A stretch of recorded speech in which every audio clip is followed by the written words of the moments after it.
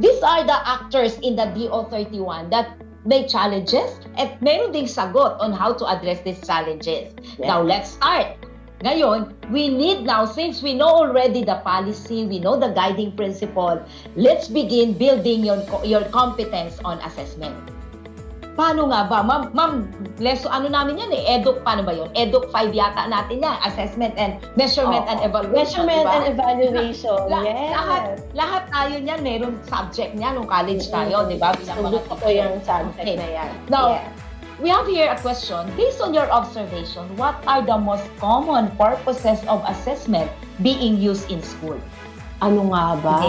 Para ano saan ba yung assessment? Baka mamaya, Ma'am Maika, sabi ng assessment dito, ang iniisip ng mga teachers ay yung test na binibigyan. No? A lot of strategies. Okay. Hindi ko. Kaya, ito na. Yes. Sige. Let's begin with the purpose. Actually, in DO31 and DO8, sabi ko nga kanina, there are only two kinds of assessment according to purpose. One is, una, sa first column nakalagay dyan, monitors and improves learning. Para kanino? Sa bata. The second one, monitors and improves the effectiveness of teaching. Para kanino? Kay teacher. Okay. And number 3, not used for grading purposes in the Philippines. So, ano kaya yan? Ano yan? Formative kaya yan o summative? Okay, sige nga. Ano ba yan, Ma'am Bern? Pakilabas mo nga yung nandyan sa side na yan. Sige, pakita na natin. Ito po ay... Yan, we're talking about formative assessment. Ibig sabihin, the main purpose here is for improvement, not for grading. Okay, now, on the other side... Ma'am Maika, ulitin natin. Hindi main purpose yan. For Ang improvement, not for grading. Okay, now, let's proceed on the second column. Para saan naman siya? Evaluates and summarizes learning at the end. At the end of what? Period of learning in relation to curriculum standards. So it could be at the end of the topic, at the end of a certain competencies, at the end of the quarter, at the end of the year. Diba? So, to measure the effectiveness of teaching and competencies, after giving them a lot of learning experiences, now it's about time for you to evaluate and summarize the learning of our students. And take note, on the second one is graded, recorded, and forms part of the learner's final grade for the school report. Ano po ito? At syempre, ito ay summative. Okay, again, so purpose. Ngayon, ang binigradean natin ay ang summative. Hindi binigradean ang formative. Ngayon, balik na tayo ngayon, Ma'am Bern. Tanong tayo ngayon. What are the things that we are giving right now to our learners? Ano ang hawak ngayon ng learners natin? Lahat ng learners natin ngayon. They are using the modules. Okay, they're using the modules. At ang modules, ang tawag natin ay self-learning module or self-learning materials. Okay. Now, saan po ba siya, ma'am? Dapat ko ba siyang gradean o hindi gradean? Formative ba siya or summative? Tingnan pa natin, discuss pa tayo mamaya. Pwede naman sila na yung sumagot mo. Yan. Okay. So, tingnan natin ngayon. Now, we have the features. Ito, this is very nice. The features of formative and summative assessment. One is, it informs the teachers of learners' progress. Ito gusto ko to Who need help and where they need help. If we only teachers do this religiously, malalaman natin sinong nangangailangan at saan sila nangangailangan ng tulong. Yes. Okay. Then, who is making satisfactory progress? Sino mas mabilis? Sino ang mas madaling nakaintindi agad? Di ba? So, it's give an information to the teacher. Another one, it enables teacher to give constructive feedback to learners on what they are doing well, areas for improvement, and how to improve this. So, ang ganda, yan ang beauty ng formative assessment, that sometimes this is the underutilized purpose of assessment. At gusto ko, Ma'am Maika, hindi lang what, meron din how. How? Yes. Right? Meron tayong who sa simula, sino yung nakakailangan, and then what, ano yung saan sila na nadadalian, and paano sila matutulungan. Yeah, that's very no, informative, and then parang yung concern makikita mo dito sa formative assessment eh. So, How about sa formative assessment, ang puso nating mga teachers, right? Yes. Kaya dapat ginagawa po ito. Ito talaga yung pinapractice at ito ang binibuild na competence for teachers. Kasi ito po yung talagang direkta na makakatulong sa ating mga bata. Unang-una, yun nga kasi matutulungan natin sila kung paano pa sila makakapag-aral effectively na mabuti. Yes. And at the same time, makakatulong din to sa atin bilang mga guro kung paano natin maituturo pa ng mas maigi o mas adjustment. Oo, para sa mga bata. Ito talaga yung para sa bata at para sa guro. Yes. At take note, ito, yung mga supervisors, PSDS, you give technical assistance to teachers in doing formative assessment. Yes. Okay? And then, ito summative, actually, ito yung overuse eh. Kasi we look forward always for summative test. Nung teacher tayo, ito na. Gigradean ko na to. Ito na. Pagkakataon ko na to. You know what? When we talk about summative, it provides a summary of what has been learned. Diba? Ano ang natutunan nila? And it also provides information about learner's progress. Para kanino? Para sa sarili niya. For the learner. Makita niya ano na yung progress niya din, nasaan siya, and then the learner's parents and guardians, and of course for our stakeholders. Ito yung bit-bit ng bata pag pumunta sa college, pag pumunta sa ibang school. This is now the result of my learning. Di ba? So, So those are the features of formative and summative. Now, when we talk about timing, paano naman? May timing pala yan, Ma'am Bern, kung kailan ibinibigay. Yes, ang formative assessment, yan. Ang ganda niya, no? Before, during, and after of the lesson. You can do formative assessment that is appropriate to the stages of your learners. Ibig sabihin nun, na-adjust mo. Ongoing, nakikita mo nahirapan, you adjust. Di ba? Yun yung ginagawa mo when you assess your learners. Okay? And then it occurs while the learners are learning. Ongoing, natututo sila, you are giving them formative assessment. Paano pag summative? Hindi po yan ibinibigay sa umpisa. Okay?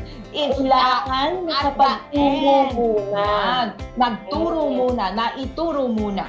I always ask this to teachers who give reports dati, nagpapa-report. Tanong ko, bakit mo gigradean? Gigradean mo na ba siya? Ang tanong ko, naituro mo na ba yan? Hindi po, kaya nga po ako nagpapa-report eh. Then, it should not be graded. It is a form of formative assessment. Okay? Yan. Okay. Now, so we know that timing, we know the features. Let's summarize everything on formative and summative. Yan. So, natutunan natin lahat to. Familiar to sa mga PSDS at EPS na nakasama natin sa training. Yan. When we talk about formative, it could be given to a class or individual. Pwede, di ba? And then bakit? We want to identify the gap. Diagnosis ito. May alam na ba sila sa competency na yon? Wala pa ba? Ano ang dapat kong gawin? So we need to identify gaps. We need to adapt, for the learner's need. So while giving formative assessment, you know their needs. So you have to adapt. Okay? Then 3, you have to provide feedback. Improve instruction and engage students in the assessment and learning process. Ma'am, Because formative ba ang feedback ay lagi galing sa teacher? No, kasi nakalagay dito, engage students in assessment and learning process. You can give it peer assessment, pwede rin sarili ko. I can Kaya assess naka-close and open parenthesis dyan, formative friendly class or individual learning. Yun. Now, how about summative? Ito, naka-open and close parenthesis, individual. Maraming nalilito dito. Bakit individual, Ma'am Bern? Kasi minsan grouping, ma'am, ang nagbigay ka ng sige. Research. Mag-perform kayo. Okay, yung research, 5 sila doon. Does it mean individual, hindi ba group ang pag-grade ko doon? Hindi ba binibigyan mo sila ng, paano bang 90 ang research paper. Ayan. Anong ibig sabihin nun? I-divide ba yun sa 5? Diba? Individual, you rate them, diba? Because that's for grading. Ang summative is for grading, summative is for ranking, for reporting, for promoting and certifying. Maganda yung example mo, di ba? Sa diploma nakalagay, ano nakalagay? Oo, certify that Juan de la Cruz has, ano yun? Satisfactorily, ano nga yun? Completed the requirements. Yes. Hindi naman, di ba? Hindi naman group yung nilalagay doon. Yan. Diba? So, when we talk about summative, it's really individual now. How I perform in regards of the standards. So, you will be grading the learners, rank them in terms of standards, report them, di ba? Promote and certify. Okay, para papunta sa next level. That is how we view assessment. Now, balik ulit tayo sa tanong. Yung module. Yes, ngayon, balik ulit tayo sa tanong. Ang module ba na ginagamit namin ngayon, Ma'am Bern, ay dapat bang gradean? Ang dami nun eh. Bakit? Hindi ba pwedeng gradean? Ang dami kaya doon mga daming activities. Okay. 4, 5 doon eh. Yan. Gradean po ba? Ano ulit ang title ng module, Ma'am Micah? Self-learning material or module. Okay. Ibig sabihin, sa pamamagitan ng module, matututo ang bata independently. Yes. Mag-isa. Kaya nga may sagot ka doon eh. Diba? Sa dulo. Diba? Para mati-check ng bata yung sarili niya. Para pag nakita na, ay, mali ako dito. Ano kaya dito? No? Yes. Sana nakikita natin yung ganong, ganong... How to use the module, it should be really communicated. Yes, so kailangan na nabibigyan natin instruction na ganun sa bata at sa magulang na ito po ay self-learning modules. May sagot po yan sa likod para kapag mag-check po ng bata ang kanyang sarili. Yes. Pag mali po yung bata, balikan niya po yung topic na yun. Yes. So, ano ngayon ang module? Teka, Mama, meron pa sa una, di ba? May pre-test tayo sa mga module. Yan. So, anong sinasabi sa pre-test? Yung kung CO na develop na modules ang nakalagay yung ADM. The ADM module. ADM modules. Di ba? Malinaw na malinaw doon. Na kapag na-perfect ng bata ang modules na sa pre-test, pwede na siyang mag-move on sa susunod po na module. Pero kailangan yung bata, yun talaga yung sumagot, no? May mga tayo dyan, may mga warning tayo dyan. Dapat yung bata talaga yung sumagot ng mag-isa niya lang. I think, ma'am, it was also being cleared in the OUCI 2020-307, issue 1 sila ng academic quiz during COVID-19. So, hindi po lahat ng activities sasagutin. It's still you as a teacher who will determine. Now, balik ulit tayo sa tanong. Graded ba ang module? Ang modules po na nakalagay, ang mga exercises po na nakalagay sa modules ay formative. At kung nakinig po kayo sa talk ni Ma'am Micah, dito ba sa formative kanina pa, ang formative ba ay gegradean, Ma'am Micah? Not graded, but basis for improvement. Okay? Yes. So, you always go back, what's the purpose of my assessment? Palagi ang tanong na yon, gigradean ba? Balik. Ano ang purpose? Bakit ako nagbibigay ng assessment? Is it formative or is it summative? Yung nagtanong sa atin yan, Ma'am Micah, no? Ang essay po ba ay formative o summative? Di ba mga ganun? Oo. Ang mga type of assessments po ay hindi talaga natin kinakategorize sa formative, summative according to their name. We categorize them according to the purpose, no? Or bakit ba nagpapagawa ng essay? Yan ba ay para malaman mo kung naintindihan niya yung topic? No? At para gigradean mo siya. O nagpapasulat ka ng essay para malaman mo kung ano yung iniisip niya at nararamdaman. Para mabigyan mo siya ng feedback. Para matulungan mo siya. Yan. Mga gano'n. Sum up. To sum up the purpose is, sige, Ma'am Bird. Nakakaganda nitong line na to na nasa DSM-1. Formative assessment is about getting better. So it should be specific, no? Kailangan specific po tayo, ano ba talaga yung gusto nating ma-address? Ano yung gusto nating i-measure, no? Or gusto nating iparating sa bata, ano gusto nating itutunan niya. Frequent, paulit-ulit, at repetitive. Kaya po marami tayong exercises po doon sa module, no? Pero, ang maganda po sana, kung exercise 1 pa lang o exercise 2 pa lang, may mastery na po yung bata. Then, huwag ka na magbigay ng pangatlo. Tapos yung buong module. No? Move na po tayo sa next module kasi alam na niya eh. Mangyayari na lang daw mag-board na yung bata. Ito na naman, ganyan-ganyan. No? Eh, alam ko na nga. You only do the frequent and the repetitive kung talaga hindi pa rin niya na ma-master. Or her own. No? Ito yung mga dapat na inuulit-ulit po natin sa mga magulang. Kung di pa po na na-master, patapos nyo po yung buong module. No? Yes. Kapag natapos na po niya yung module, hindi pa din po, kasi makikita nyo dun sa self-monitoring tool, dun sa annex niya. Hindi pa rin po nagagawa mag-isa. Something like that. No? Yeah. Or, ngayon, that's the time na you do now the intervention as teacher. Yes. No? Papuntahin nyo po sa ganitong website. Dito sa Khan Academy, marami po dyan mga videos. O may mga videos po akong pinost sa YouTube, papanood niyo po sa kanya. Ito po yung modular. Kapag modular, ito po additional supplementary learning. Yes, you have the book, you have the reading material. Ito po additional exercises.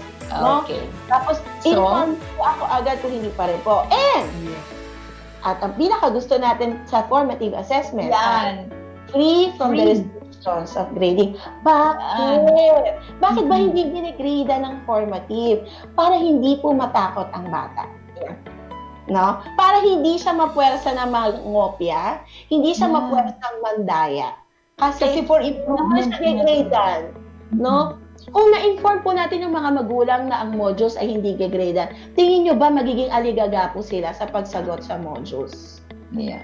It should be communicated. It should be well communicated to the parents. Para sa mga modules. Okay.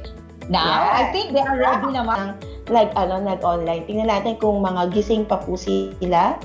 Alright. Ito po, ang isasagot nyo lang po ay kung ito ba ay formative or summative. Alright. First question. Guides teachers on how to modify their teaching to meet the individual needs of all learners. Ayan. Again. Guides teachers on how to modify their teaching to meet the individual needs of all learners. Last, formative assessment, 95%! Yay! Minimeasure din namin yung adjustment namin kung may nakuha kayo, di ba? Kung bagsak po kayo dito, uulitin po namin yung isang oras na po. Second question, can be used to assess individual and collaborative activities. Ano po ba yan? Formative po ba yan? Or summative? 71% formative. Yan. Okay. Tandaan nyo. Nakalagay po yan kanina dun sa slide ni Mike sa formative yung class/individual. Right. Ang formative, you can assess them individually or collaboratively. Pwede silang mag-join force. Yan. Okay. Yes. Alright. Third question. Measures the extent to which learners have achieved the content and performance standards and competencies. Ayan, parang in-stress ni Ma'am Maika yan kanina. Yung performance standards and competencies. 100%. Kaya pala yan. About performance standards and competencies po, ayan, formative assessment po yan. Paano kapag self and peer assessment? Ano naman yan? Formative po ba yan? Or summative? Tingnan natin. Pag sinabing self and peer assessment, it's always formative. Non-threatening ang behavior. Non-threatening. Tama. Yan yata yung science teacher. Okay? Okay, sige. Allows learners to use explicit assessment criteria to assess their own work and that of their peers. O ayan, kapag mag-anak ito nung Yes. Ay, kapag merong peer assessment, ang bilis nila, 40 na kaagad. Okay. Alright, sige, tingnan natin. 90%! Is recorded formally and used to report the learner's progress to their parents and or guardians. Kapag pinapaalam na yun sa parents at sa guardian.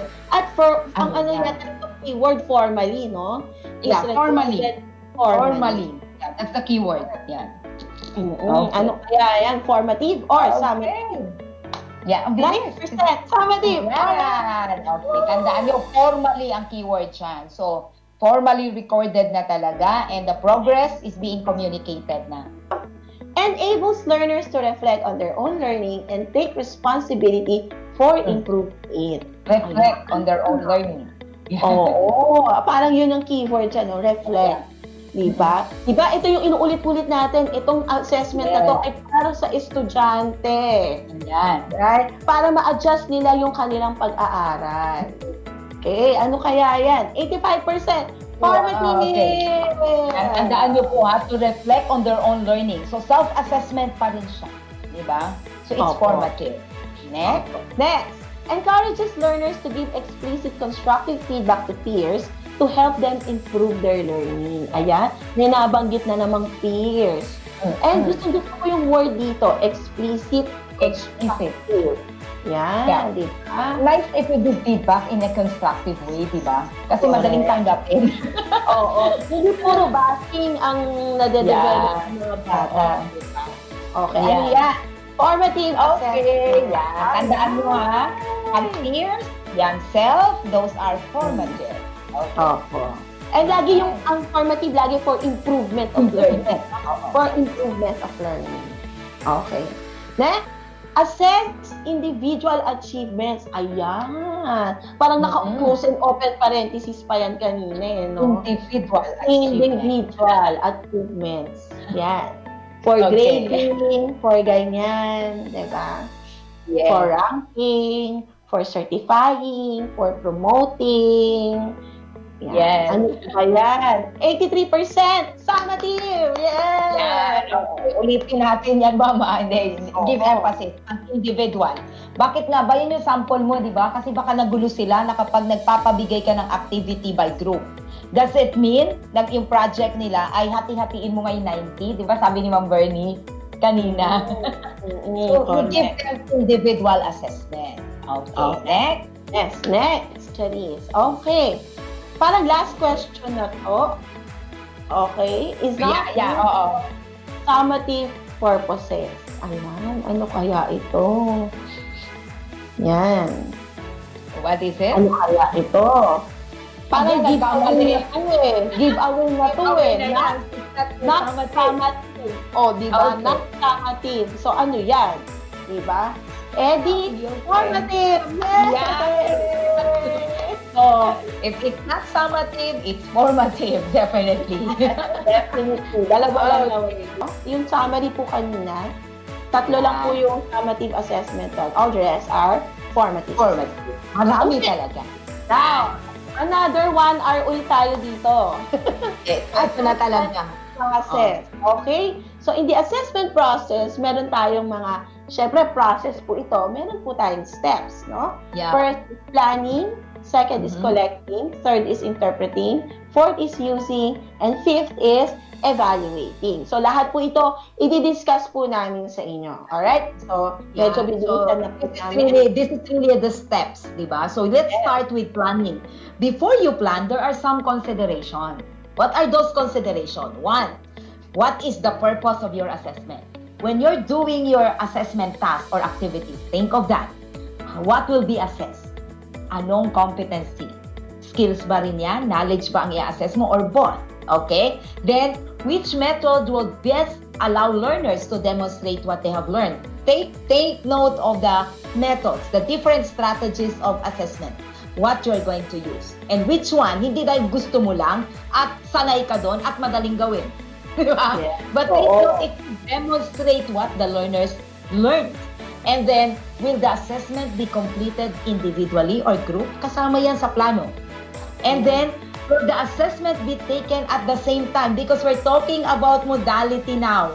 Will it be synchronous, asynchronous? Will it be printed?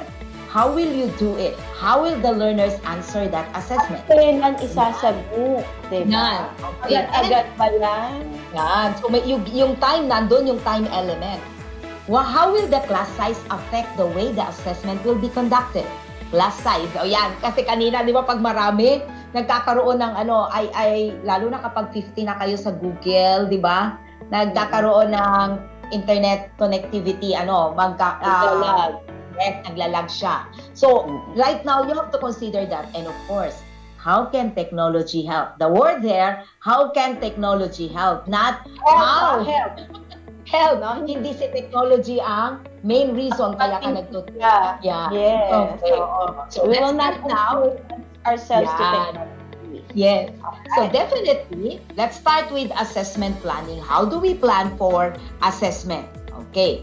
So, ano po yung unang gagawin natin? Yan, yon. May mga questions kaming nilagay dyan, but definitely we're not going to do it kasi pang pang workshop yan. How do you usually determine what to assess? Bilang teacher, paano mo ba inaalam yung i-assess mo? And in your experience, how many percent assessment are designed by teachers?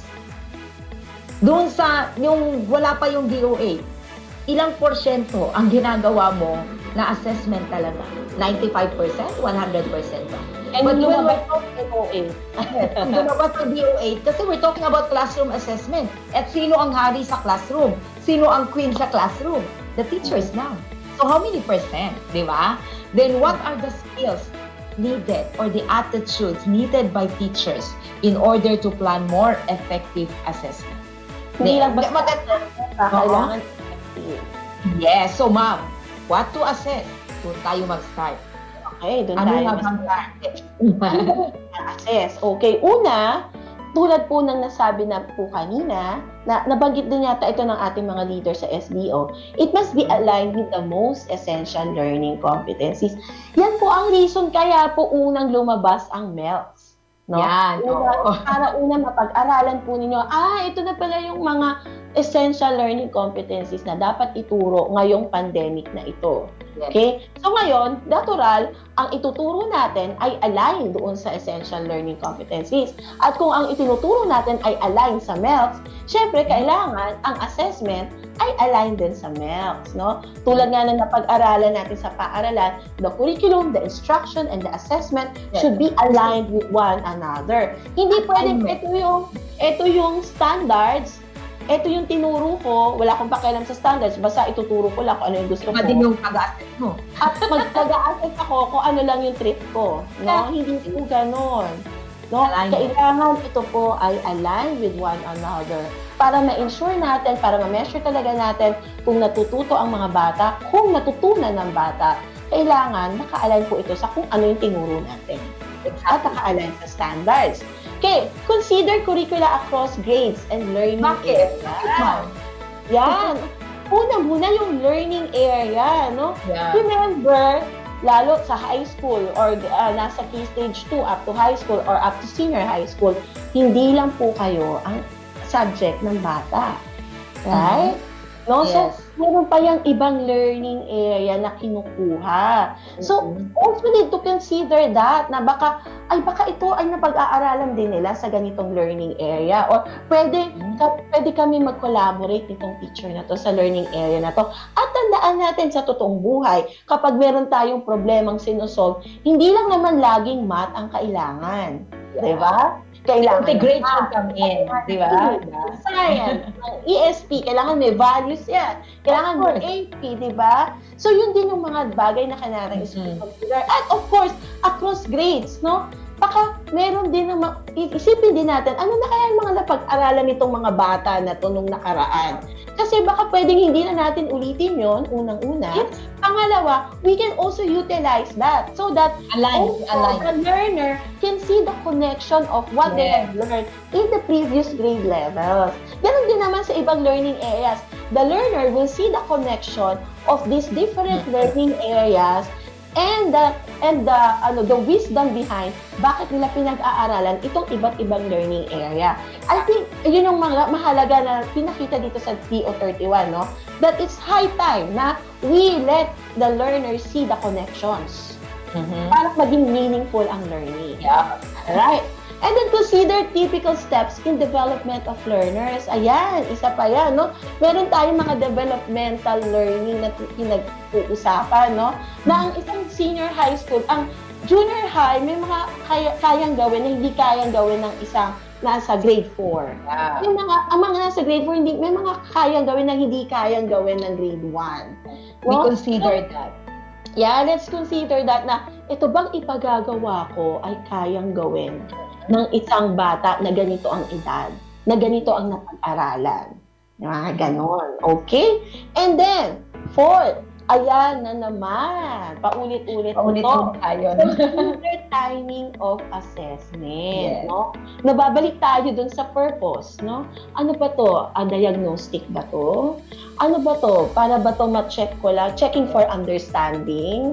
Di ba? Ang checking for understanding yan ay during. Di ba? Yes. Ano ba to? Para ba mag-gradean ko na yung mga bata? Ready na ba silang gradean? Yan, mga ganung tanong. Okay? So yan yung mga inaano natin, pinag-iisipan natin on what to assess. And now, syempre, define. Paano naman natin i-design yung Yes. Oo. Meron tayong tinatawag na exclusive at meron tayong tinatawag na inclusive. Ano yung exclusive? Ang tanong ng teacher ay, which students met the standard? Ayan, naalala ko yan nung mga first year of teaching ko, yung itanong ko anong taon. Pero nung nagsusulat kami ng lesson plan, di ba? At the end of the lesson, di ba? 95% of the students should be able to, parang gano'n, may mga targets tayo na 75%, mga gano'n. Yes. Sinusulat natin yan sa lesson plan. Tapos, meron din tayong tinatawag na inclusive, what students can do.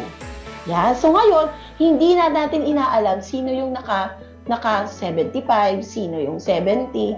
Ang inaalam natin sa inclusive ay, ano ba yung kayang gawin ng bata? Yes. And how to address, di ba? Yes. At ano bang maganda, Ma'am Maika, exclusive o inclusive? We always say that it should be inclusive, di ba? Wala kang iiwanan. Ngayon, lagi natin sinasabi, education should be inclusive. It should be true to all. Diba? That's why, kapag exclusive, ganito po yung itsura, no? Ng ating, parang pinaka-graph natin. Kunwari ito, no? Nagpa-test ka. Kapag exclusive, ganito lang yung tinitignan mo. Ilan ang pumasa, ilan ang bumagsak. After that, ano na? Yeah. Diba? Ano na? Ma'am, mag-reteach ako kasi more than half po yung yung bagsak. Yeah. Pwede. Pero do you think it's effective that way? Yes. Yan, no? Kasi kapag inclusive, ganito po ang itsura niya. Hagdan-hagdan. Okay? Kunwari ganito. No? Yeah. Parehas pa rin naman po ito. 31% nasa first level, 42% nasa second level. Parehas pa rin po yan. Pag inadyo po yan, 73 pa din po yan. Ito yung bagsak, no, na 73%. At itong nasa third level na 23% at nasa mastery level na 4%, 27% pa rin po yan. Pero anong kinagandahan kapag ganito po ang itsura? No? Directed po yung maibibigay po natin na remediation. Right? Nakasentro sa group, di ba? Kung anong group ang nangangailangan. Nakita mo na, hindi ko pala kailangang mag-reteach. No? Etong 31% ang aking magiging focus kasi sila yung konti lang yung naintindihan. No? So, kailangan ko, bigyan ko ng maraming activities to, kailangan ko. So, meron kang, talaga, directed yung iyong magiging remediation, no? Tapos, at pwedeng makatulong si 4%, di ba? Yes, pwede mo rin sabihin na, anak, baka naman hindi effective na ako lagi ang nagtuturo. Baka mas teaching. Diba? Ika nga, sabi natin sa formative, meron tayong peer assessment. Meron din tayo siyempre sa instruction na peer teaching. Right? So, 4% anak, baka pwede mo akong tulungan dito sa 31%. Baka mas maintindihan nila kung ikaw ang mag-explain in your own lingo. Right? Diba? Analyze 2%, pwede mo konti na lang. Konti na lang mga anak.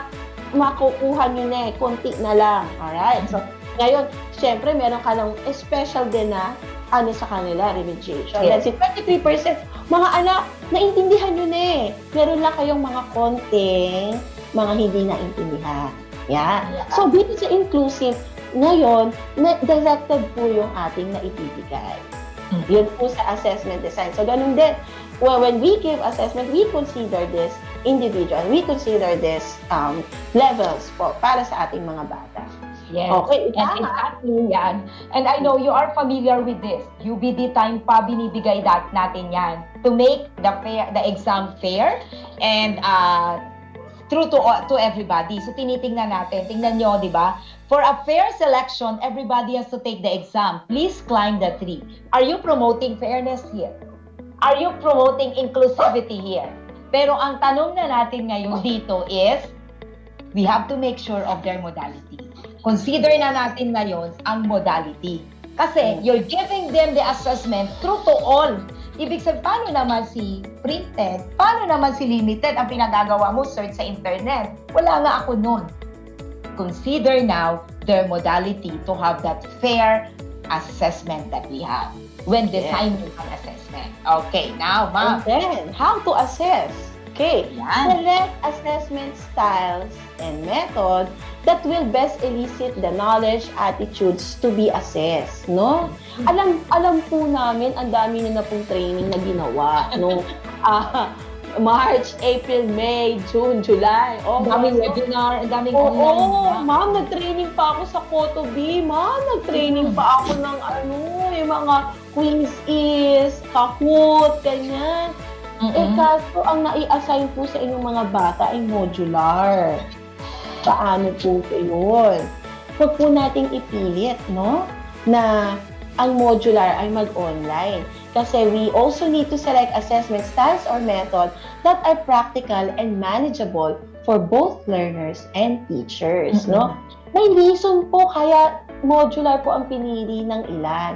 Sa totoo lang po, nung nag-ikot-ikot nga po kami sa 8 SDO kami na-assign ni Ma'am Maika may mga napuntahan po talaga kami na mga household na 5 ang mag-aaral, isa lang po ang cellphone. Cellphone diba? Tapos tatanong namin, Ma'am, paano daw po kayo makikipag-usap sa teacher?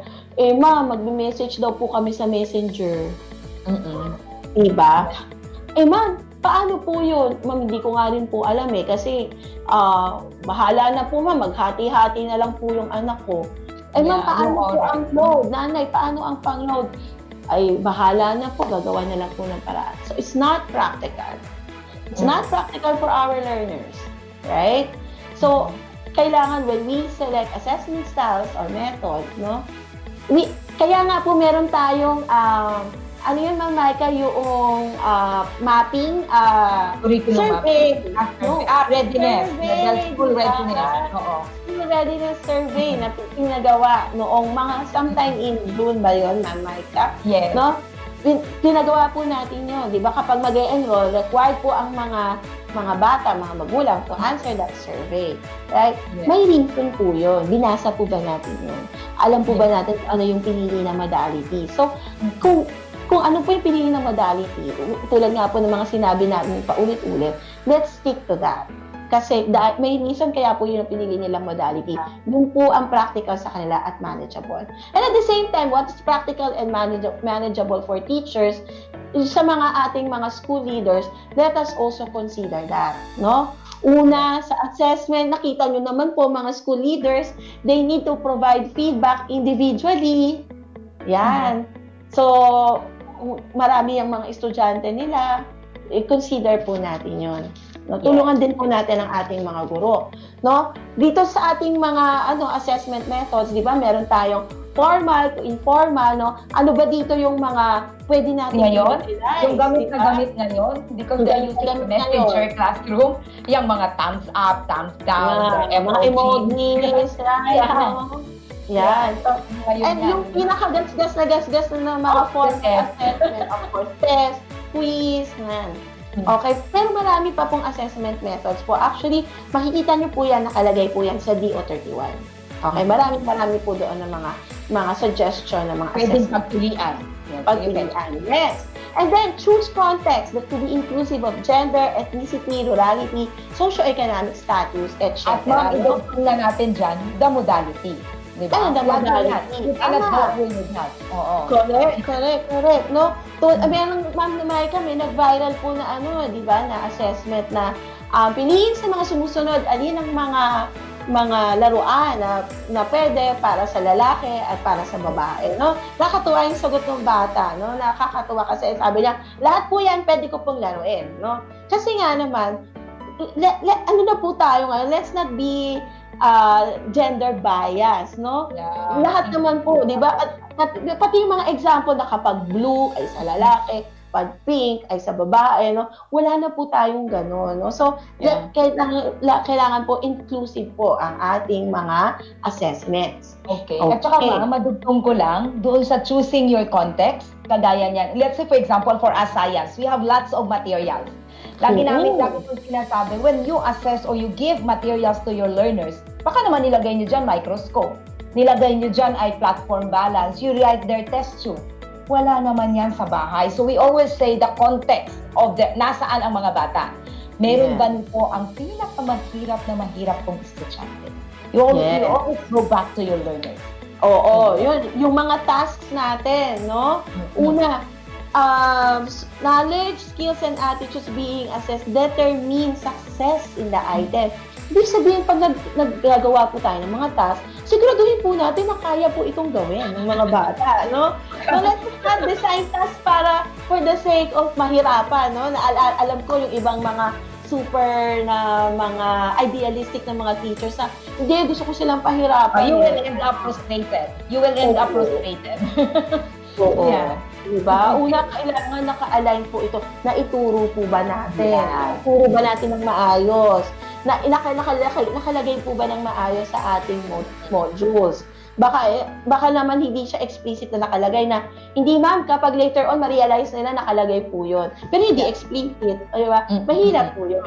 Of course, we want the kids to succeed in our task. Okay? Ayan, ito yung sinasabi ni Ma'am Maika kanina. Our task should be fair, inclusive, and equitable. Ayan. Yung mga lalo na sa science, no, may mga laboratory experiments. Reminder po, nasa bahay po ang ating mga mag-aaral ngayon. Wala po silang laboratory. Right? Baka isipin nyo, sodium bicarbonate, wala silang makuha. Mga walang bayad. So you have to take note of them. Consider those things. And then, design tasks that are valid for learners to have a range of ways to demonstrate their learning. Ayan, dapat po iba-iba din po yung ating task. No? Tulad po na nabanggit ko kanina, medyo bother talaga ako dun sa ibang modules na nakita ko na laging multiple choice. Right? So, hindi po madademonstrate ang learning kung puro multiple choice po tayo. Kasi, remember, in the realities of life, wala po tayo, hindi po naka-layout sa mga mukha natin ano yung mga choices. Minsan, you have to make your own choice. Yeah. No? Kailangan minsan gumawa ka na multiple choice. So, hindi talaga sa multiple choice. So, ganun din, no? Or hindi rin laging essay, no? Minsan din nakakabugnot din. Yes. It should be authentic, meaningful. Diba? Yes. Opo. Ganun dapat yung mga task natin. And of course, write instructions. Lang ka palang magsusulat ng Word. Opo, dito pa lang. No? After na naisip mo na, okay, ano ba yung assessment style or method ko? Ano yung mga context na gagamitin ko? Ano yung task na ipagagawa ko so that it will be fair, inclusive, and equitable for everybody. Then, doon ka pa lang gagawa ng instruction na kailangan malinaw. Okay? Na malinaw, ano yung gagawin. And of course, ayan na naman tayo. Provide time. You cannot go away with that. Opo. Tandaan po natin, pag tayo po ay nagbigay ng assessment, mapa-formative yan or mapa-summative. Hindi lang basta test, no? Pwedeng formative, pwedeng summative. No, hindi po nag-e-end ang assessment sa pagpasa ng mga bata. Yes. Mag-e-end po ang assessment pag naibigay nyo na po ang inyong feedback. Yeah. Yun. Kasi pagkabigay nyo po ng feedback, uulit na naman po yan sa instruction. Yan. Cycle naman po yan. Pero kapag may feedback na, syempre may improvement ng instruction, may improvement ng learning. Better na. Better. Assessment ulit. Better normal na talaga. Yeah. Okay. So now, pinakita natin, Ma'am Maika, on how to assess ay very, malawak to. Specifically on the iba't iba kahit face-to-face, no? Meron tayong mga special na bilin for distance learning modalities. Ano to? Instructions for learners need to be clear. Yan, ulitin po natin. Wala Lalo na ngayon.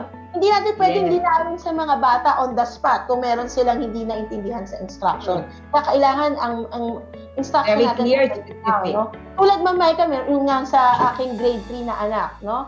Nagbigay ng assessment yung teacher sa Filipino na magbigay ng essay to magbigay ng mga pangungusap kung paano ka makakatulong sa kalikasan. Yun yung instruction. Okay, kailangan merong diptongo at cluster doon sa mga pangungusap. Hindi binigay ni teacher unang-una sa lahat ilang pangungusap. So nga kami dalawa, ilang pangungusap. Pangalawa, hindi naman binigay ni teacher kung ilang diptongo at cluster ang kailangan namin ilagay doon sa mga pangungusap. So, we ended up deciding it for our own selves. Hanggang ngayon, wala pang instructions, wala pang feedback si teacher kung kamusta naman yung naging sagot namin doon. Okay. Methods need to take learner context or resources. Kanina nabanggit natin na yan, nabanggit na rin po natin yan. At ngayon, inuulit po ulit natin, na nung panahon na may pasukan, nabanggit ko ni kanina, sino nga, si Sir yata yung nagbanggit yan kanina, nung pasukan, maaari ang mga bata ay hindi kahapon pala yung nabanggit. Sorry, nalilito na ako. Ang pagpunta sa eskwelahan, minsan, ang eskwelahan ng refuge ng mga bata from their realities of life. Right? Ngayon, wala silang refuge na pwedeng puntahan. Wala silang eskwelahan na pwedeng puntahan para sa feeding program. Diba? Wala na tayo. Diba? Hindi tayo makapag-conduct ng feeding program sa mga schools ngayon. Sa paaralan, they have the learning space, no? Like the armchair, yan, pwede nilang tawagin na, ito, armchair ko to, akin ito. Now, this is my learning space. Now, 24/7, araw-araw, they are confronted with their realities in life. Na yung ilan dyan, maaari nakatira lang sa isang metro kwadrado na bahay, na doon natutulog, doon kumakain, ang buong pamilya, no? They cannot claim any learning space kasi when it's time to eat, they have to ligpitin yung mga gamit para kumain. When it's time to study, kailangan ligpitin yung mga gamit kailangan limited yung oras, no? Kasi wala silang learning space. So, araw-araw ito yung mga kinakaharap na ang mga mag-aaral natin ngayon. There's much more, no? Na sa pag-aaral, hindi lang basta magturo tayo ng magturo. Nasasabihin natin, tinuro ko yan, dapat natutunan mo. Maraming factors. No? Maraming factors. We have to consider that. Na araw-araw, ito po yung mga realidad na hinaharap ng mga bata. Ika nga, sabi nga natin, di ba? Konting puso ngayong mga panahon na to. Right? Kaya nga nakasulat din po yan sa ating development. I like that one. There's leniency. Leniency. Bilang teacher, no? School leaders, learners, and parents must commit to uphold the integrity of learning and instruction, right? The main desired outcomes of this policy are all learners are fairly assessed and graded. Ayan. Inuulit-ulit po namin, na i-consider po natin yung meron ang mga bata sa kanilang mga bahay. No? Meron bang yang pangsulat? Meron ba yang papel, ballpen, lapis? No? Meron ba yang learning space? What more kung mag-require ka pa ng microscope? My God. Ayan. Ito yung gustong-gusto ko. No, learning standards shall be attained with of reasonable leniency and consideration. Ito sa ating yan, Ma'am Bern. Hindi bang sabihin daw ng leniency ay ipasa lahat, wala nang iiwanan? Diba? Kahit tignan niyo po sa dictionary, no? Iba po ang meaning ng leniency sa mass promotion. Huwag i-equate doon. Huwag niyo pong equate siya. Magkaiba po yan. Ang sinasabi lang po ay magkaroon lang po tayo ng puso. no? Ika nga natin sa design thinking, empathy, no? Yeah. Ilagay natin yung mga sarili natin sa lugar ng mga bata ngayon. Lalo na ngayong hard time na to. Na 200 plus days na po silang hindi lumalabas, lalo na po yung mga edad 14 pababa. Yeah. Okay? Na nandun lang po sila sa kanilang bahay. Na hindi natin alam kung ano ang sitwasyon sa kanilang mga bahay. So, leniency and consideration. Opo. Okay. Yeah. So, sinasabi yan sa atin ng DO31. Okay. Link between evidence and decision needs planning. So, kailangan talaga may planning talaga tayo. Okay. And shift assessment control to learners, caregivers where possible. Ayan. Sinasabi, wag tayo laging in control. No, ilipat din natin yung assessment control sa learners or caregivers. Bang hindi sabihin, sila ba ang mag-grade sa sarili nila? Mga madams, mga OGENs, again, ang assessment ay formative at summative, no? So, wag natin isipin na ang assessment ay laging grading. Okay? And explain purpose to minimize input by caregivers. Ayan, ulit-ulitin po natin, ano? Kwento ko lang din po dun sa aking grade 3 learner, no? Yung kanilang eskwelahan, tuwa po ako kasi everyday yon sa kanilang advisory class in the morning. Inuulit-ulit po yun. No? Ano dapat ang ginagawa? They have the routine. Kasama yan sa routine nila, Mama Ika. Yes. Okay. Ano ang ethics sa online class? You should mute your mic, do not unmute kapag hindi tinawag ni teacher. Sa kanila, required na nakabukas po yung video para nakikita ni teacher kung nakikinig or not. Kasi nga, grade 3 learner po yung aking anak. Tapos, kailangan naka-headphone para naka-concentrate sila. And I think siguro para din ma-minimize din ang pag-side comment ng mga tao sa bahay. Yan, kasi ako, in teacher, Mama, minsan hindi ko talaga mapigilan. Ha? Ano daw? Ano sabi ni teacher? Mga gawa. Let us be watchful sa ganyan, di ba? Yun. Kasi lahat ng tao sa bahay nyo, sa bahay ng bata, nakikinig sa'yo. Yan, ano din yan sa atin, mga teachers. Oo. At syempre doon sa mga teachers, ako din, minsan nakaka-conscious na, Diyos ko, ang buong pamilya ang tinuturuan ko. Yeah. So, hindi Right now. Diba? Yes. Yun, so, laging ganun, every morning, ganyan. Tapos kapag may exam, paulit-ulit, hindi sinasabi ni teacher na, be honest, hindi ganun. Talagang sinasabi ni teacher na, you do it on your own, ganun, mga ganun, paulit-ulit yun si teacher. Do not screenshot, bawal mag-screenshot, bawal mag-record ng screen, mga ganun. Daming bawal? Daming bawal, oo talaga. At paulit-ulit yun, no? Paulit-ulit talaga. Okay, kasi minsan natatawa ako. Minsan natawa ako kasi minsan sumilip yung mami ko dun sa ginagawa ng anak ko. Sabi ng anak ko, no! Stop! Bawal! Di ba? Di ba? Tapos minsan, nag-exam siya, mababa yung score. Di syempre, nakita ko, the nanay in me, no? Sabi ko, anak, andito lang si mami, isang dipa mo lang si mami, sana tinanong mo. Alam mo, sabi niya, maluha-luha siya, sabi niya, at least I'm honest, diba? Diba? Yes. So, the assessment control, wala na po siya sa akin. Talagang, ano na yung anak ko, she knows what to do, and she is already in control of her learning.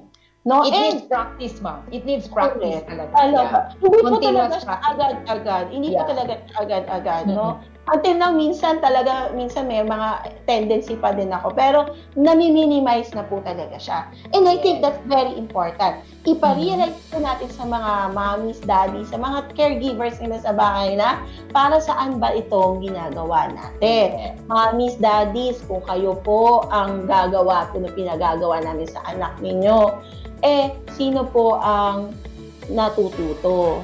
Diba? Paano po kung hindi na po tayo online? Paano po kapag next year, regular na po tayo? At buong taon po ay kayo po ang gumagawa. Diba? Paano na po pagpasok ng anak ninyo? Mapofrustrate po ang anak ninyo kasi hindi niya po maiintindihan ang current lesson. Mga ganun po, ipaintindi po natin sa mga magulang. And I'm sure they will understand it. No? Kasi ako nga, naintindihan ko eh. No? Naiintindihan nga natin. Magaling sabihin mo, Berno. Correct. Madaling sabihin, pero totoo, it takes time. Yeah. It takes time. Practice. Right? Okay, And on the use of technology, sabi nga natin kanina, students should be able to tell us what they are learning. Ano po yung natututunan? Hindi po yung app na ginagamit nila. No? So let's be watchful, no? Na kailangan mag-focus pa rin tayo doon sa tinuturo natin.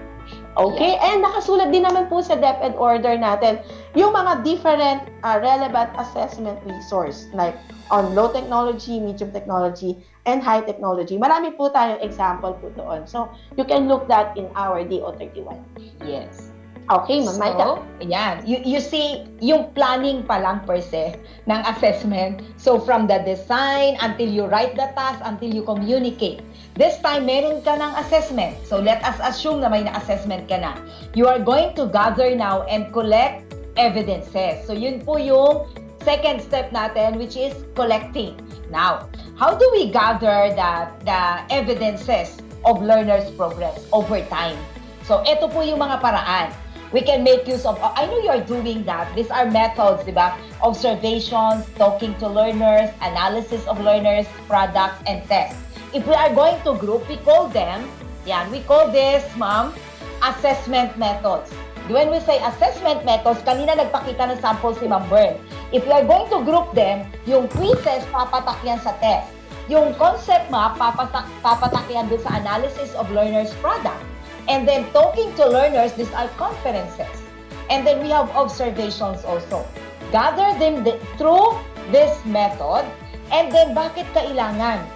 Kasi we have to consider. Okay, consideration when deciding what assessment method to use. Una, what are you assessing? Second, which assessment method would best allow your learners to demonstrate what they have learned based from here? Okay, and then which method would it be easy for them to and easy for you to gather data? Alin kaya sa apat na yan ang madali at laging ginagamit natin, Ma'am Bern, para mag-gather natin yung data ng ating learners? Yes. So lagi natin ginagamit yung test. Di ba? Lagi natin ginagamit yung talking to our learners, analysis of data of learners' performance and observation. But the question is, ano pong tanong? How to do this in remote learning? Madali yan sa face-to-face. Paano pa kapag ako ay naka-online? How will I do it? Paano mo naka-modular? Pag online, madali kasi like what we're doing right now. Di ba? Paano modular? Ang modular talaga is iyon. Doon po papasok si weekly home learning plan. Isusulat nyo doon ano ang nangyayari and then ibabalik ngayon. Sasagutin and then i-gather nyo para kayo naglalabo. Ay yung Annex E, di ba? Weekly home learning plan, ito yung pagagawa. And then after magawa, sasagutan sa mga bata at magulang yung Annex E, yung self-monitoring tool. Then the self-monitoring tool, together with some of the mga sagot doon sa evidences, ipadadala kay teacher. So that makita ni teacher saan usually nagkakamali yung bata para makapagbigay ng proper feedback si teacher. You see, yan yung gathering pa lang yun. After gathering pa lang yun, anong kasunod pag nag-gather mo? Yan. So you collect, you record now. Hindi pwedeng ilagay mo lang yun sa isang tabi. Di ba? So, when we do recording, may method tayo. Which is, I know you are very common with this. We make use of the class records. We make use of class checklists, the class grids, visual and audio records, and the portfolio. We cannot forget the portfolio. These are recording methods. Gusto ko yung portfolio, Ma'am Maika, kasi nakikita sa portfolio yung learning journey ng bata. Nung unang exercise, bagsak siya. Nung ikalawang exercise, medyo okay na siya. Nung ikatlo, na-perfect na niya. So, nakikita sa portfolio yung kanyang journey, no? No? Ang portfolio ay hindi pagandahan ng cover.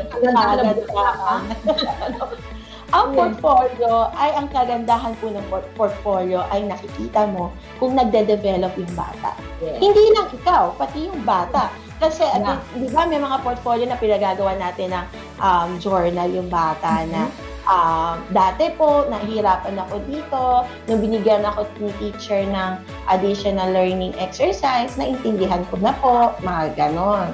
Right? So, even yung anecdotal records, it could be formal or informal. Kasi ako, I remember when I was a teacher, yung aking class record, punong-puno yun yung sa remarks, punong-puno ng sulat yun about my students. Every day yun. So, yun din naman yun ang ipinapapasa ko para pa-checkan, di ba? But that is my recording method. Now, yes, kasi Maika, makakatulong yun. Hindi mo yung ginagawa para matandaan mo sino yung makulit, sino yung maingay, at sino yung bobo at matalino, di ba? Ginagawa mo yun so that you will be remembered that when you come back to this class, eto yung mga nahihirapan pa sila, na kailangan ko tong i-stress. Ito yung mga bagay na nalilito pa sila. Kailangan ko diba? Yes. So, those are recording methods. Now, it's very easy. May tanong uli ako dyan, Ma'am Bern. It's very easy pag face-to-face. But how do you do it in a remote learning? Natatandaan ko yung mga nagme-messenger classroom. Kapag nagpapasa kayo doon, kailangan ninyong i-check agad, i-record nyo kaagad doon sa inyong class record o sa inyong class checklist. Why? Matatabunan siya, mahirap mag-backread. Di ba? Problema natin yan pag nagme-messenger tayo. Mahirap mag-backread ng information. Totoo yan. So, isa yan sa i-consider ninyo now that we are in the remote learning. Now, paano naman kapag modular uli? Again, we go back to the very basic love letter. Isusulat natin yan. So, I have here an example. Pakita natin, ma'am, on how do we do the recording and gathering of information. Ito pong nandito, mga ibinigay kong sample yan, nandun po yan sa DO31. You can append na resource book. Resource book. Ang tawag po dito, pakilabas, Ma'am Bern, ang tawag natin sa mga ito, itong sa column na to, yung investigation, role plays, dances, these are assessment activities. Okay, ipapagawa mo yan sa bata. And then, of course, there's an assessment method. Anong method ang pwede kong gamitin? 4 lang yon, di ba? So, pwede observation. And then, dito sa kabila, itong side na to, itong column na to, these are recording methods. I can do class grids, I can do anecdotal records. So, yun yung gagamitin natin. Another sample, okay, pwede nyo lang kuhanin to as assessment activities. Sample po ito. These are again assessment activities. Looking at the assessment activities, anong method kaya, Ma'am Bern, ang pwede kong gamitin? Tingnan natin. Yan. Analysis of learner's product. Bakit? Aba, magpapa-essay ka, magpapa-concept map ka, may project ka, may model. So you need to analyze the learner's product. And how will you record it? Anong method? Ito pong sa side na to. Class records, portfolios, checklist. So, yan po ang how we will organize things now. Another sample. Yan, may kasunod pa kasi in-identify ko yung 4. Again, these are assessment activities. Now, what will be the assessment method na gagamitin natin? Ano kaya yung assessment method? Kasi you have panel discussion here. So, talking to learners or through conferencing.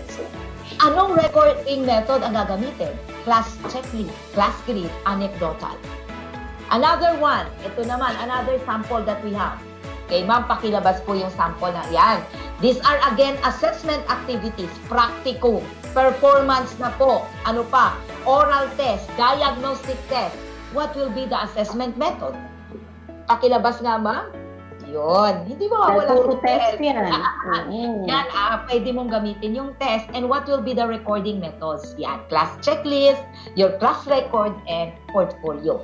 Yan po ay collecting evidences sa assessment. Now, we give you a glimpse and bird's eye view of how you are going to build competence. Kasi po, alam ko weekly pag December meron na kayong discussion ito.